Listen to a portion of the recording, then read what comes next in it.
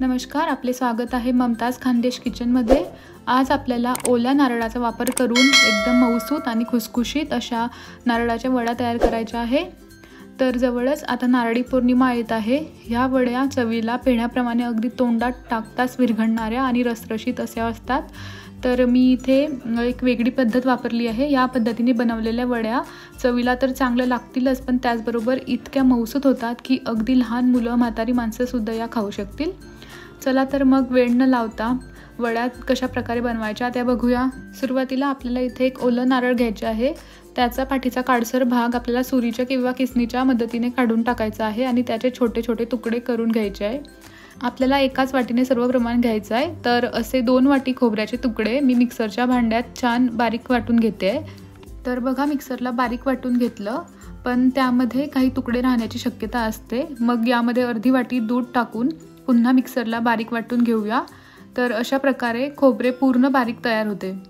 आता यामध्ये एकही तुकडा राहिला नाहीये आणि आपले खोबरे व्यवस्थित वाटले गेले। तर आपल्याला एक पॅन गरम करायला ठेवायचा आहे। यामध्ये 2.5 वाटी दूध टाकायचं आहे। आपल्याला या रेसिपीसाठी एकूणच 3 वाट्या दूध लागणार आहे। तर अर्धी वाटी दूध आपण आधीच खोबरं वाटताना घेतलं होतं। असे 3 वाटी दूध आपल्याला वापरायचे। आपल्याला दुधाला आता एक उकळी येऊ द्यायची। आता आपण जे नारळाचं मिश्रण मिक्सरमध्ये अगदी सुरेख वाटून घेतलं आहे ते उकळत असलेल्या दुधामध्ये हळूहळू घालायचे। एक गोष्ट लक्षात ठेवा, दूध पूर्णपणे उकळत असावं आणि मिश्रण हळूहळू घालत असताना सतत हलवत राहा। आपल्याला हे मिश्रण मध्यम आचेवर आता ढवळत राहायचे। आता हे मिश्रण आपण मध्यम आचेवर सातत्याने ढवळत आहोत। हळूहळू यातील पाणी वाफ बनून बाहेर पडतंय आणि मिश्रण घट्ट व्हायला लागतंय। ही प्रक्रिया थोडी वेळखाऊ असली तरी हीच वडीला खरी चव देणारी आहे। गडबड केली की वडी फुटते किंवा चिकट होते। यामुळे संयम ठेवा आणि प्रेमाने ढवळत राहा।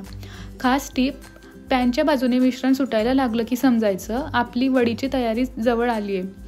अशा प्रकारे मंद आचेवर सातत्याने ढवळणं हीच पारंपरिक रीत आहे जी वडीला खास चव देते।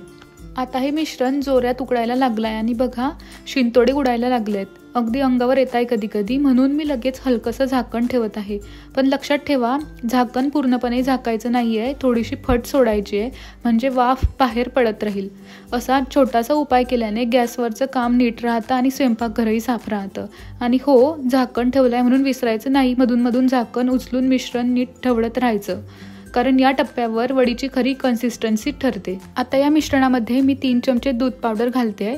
हे एक खास गुपित आहे। दूध पावडरमुळे वडीला छान दुधाळ चव येते आणि मिश्रण घट्ट होऊन नीट सेट होते। दूध पावडर थेट न घालता एकदम सावकाश आणि ढवळत घाला, म्हणजे गाठी पडत नाहीत आणि टेक्स्चर मऊसूत पडते। आता या मिश्रणामध्ये मी अर्धा कप साखर घालते आहे। साखर घातल्यानंतर मिश्रण पुन्हा एकदा नीट ढवळून घ्या, म्हणजे ती पूर्णपणे विरघळते आणि वडीला हवी तशी गोडसर चव मिळते। साखर विरघळताना थोडं मिश्रण सैल वाटू शकतं, पण घाबरू नका, थोड्याच वेळात ते परत घट्ट होते। वडी सेट करण्यासाठी मी आधीच एक ताट साजूक तुपाने नीट ग्रीस करून ठेवत आहे। जेव्हा मिश्रण तयार होईल तेव्हा लगेच ओतता यावं आणि चिकटू नये म्हणून ही तयारी आधीच करायची असते। या दरम्यान गॅसवर मिश्रण अजूनही मध्यम आचेवर शिजतंय। मी ते परत एकदा ढवळून घेत आहे, म्हणजे काही गाठी राहणार नाहीत आणि साखर सुद्धा नीट विरघळेल। आता या मिश्रणात आपण शेवटी थोडीशी इलायची पावडर टाकतोय। अगदी अर्धा चमचा पुरेसा आहे। इलायचीमुळे वडीला एक गोडसर सुगंध येतो आणि चव अजून खुलते। हे घालून आपण आता शेवटचं पण सगळ्यात महत्त्वाचं 5 मिनिटांसाठी मिक्स करून घेऊया। या टप्प्यावर मिश्रण घट्ट होतंय आणि आपल्याला आता अगदी एकसंध बनवायचं आहे। गाठी नकोत, खवखवीत टेक्स्चर पाहिजे मिश्रणाचं। मिश्रण आता पातेल्याच्या बाजूने सुटायला लागलाय आणि बघा, जर थोडंसं मिश्रण हातात घेतलं आणि छोटा गोळा बनवला तर तो नीट तयार होतोय, म्हणजे ही वडी सेट व्हायला तयार होते। आता हे तयार मिश्रण मी तुपाने ग्रीस केलेल्या ताटात ओतत आहे। हे गरम असताना ओतावं, म्हणजे ते नीट पसरतं आणि एकसंध राहतं।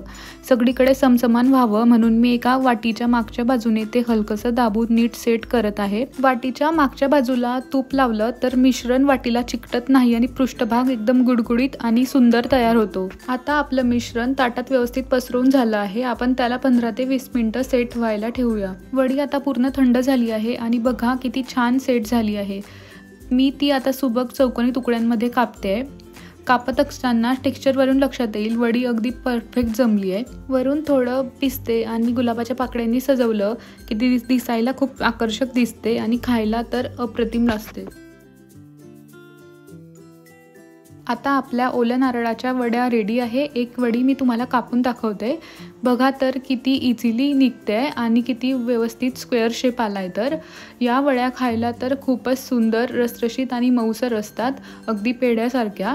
जर तुम्हाला आमची रेसिपी आवडली असेल तर प्लीज आमच्या चॅनलला सबस्क्राईब करा, व्हिडिओला लाईक करा, शेअर करा आणि भेटूया पुढच्या रेसिपीमध्ये। धन्यवाद।